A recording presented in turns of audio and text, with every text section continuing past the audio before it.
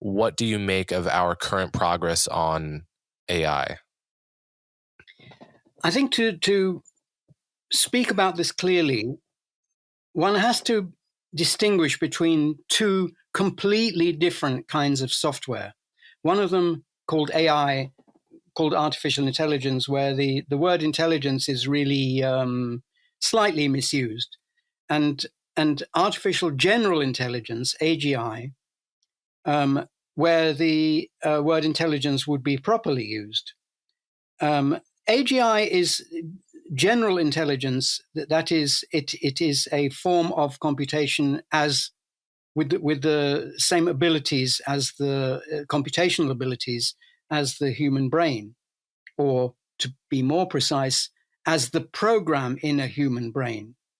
The program in a human brain is a general intelligence, not artificial. And we could make such a program artificially. One day we will, and that would be an artificial general intelligence. The programs, so at present, we have absolutely no idea how to make an AGI. We will one day, but I'm afraid that at present, everybody working on this thinks that an AGI is just a more powerful AI. And in my view, so for example, GPT and that sort of thing are all AIs. None of them is even remotely an AGI. What's more, programming an AGI is considered as a programming task. It is qualitatively different from every other programming task. Every other programming task you can define in terms of a criterion. That is, it recognizes faces, or it produces sentences in correct English, or it tells you whether there's a flaw in your program or something like that, or plays chess. So the criterion is doing that correctly. And the art of writing a program to be an AI, all these AIs that I've described, is to prevent it from doing the wrong thing so that it homes in on doing the right thing, the correct thing.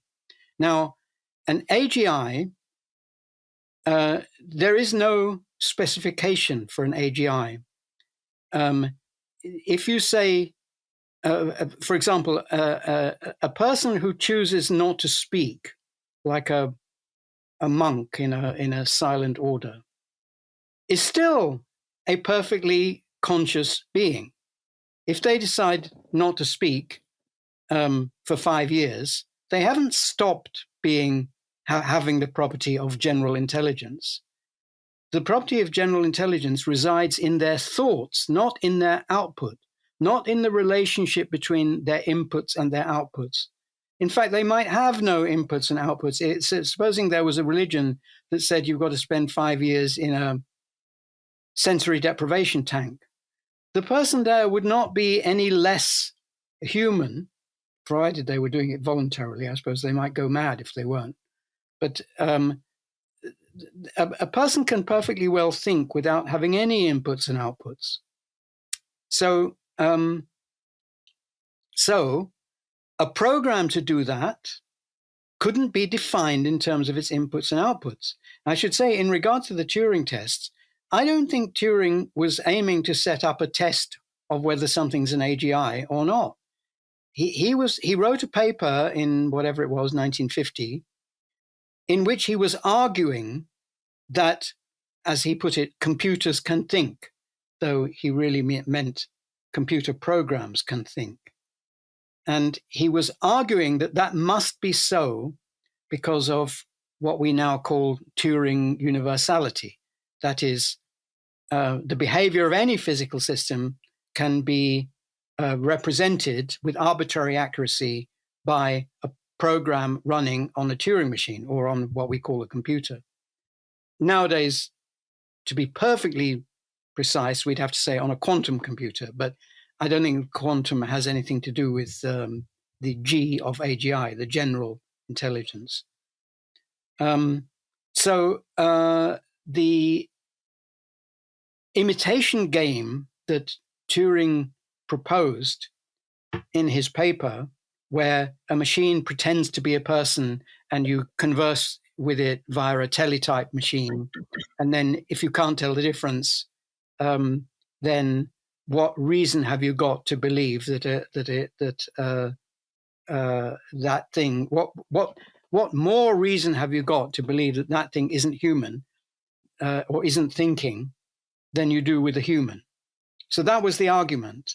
It was a thought experiment that formed part of an argument. It was not a proposal for a thing which would 50 years later, or whatever we are now, 73 years later, be used as a test of whether something's really an AGI.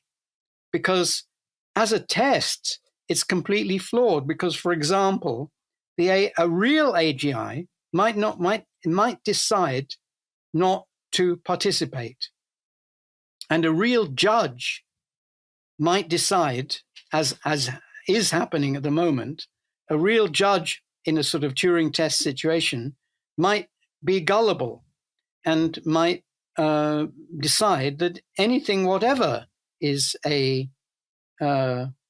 conscious or is thinking. And right back in the 1960s, when the first such program was written, ELIZA, people did indeed think it was conscious, even though it was a program of 100 lines or so.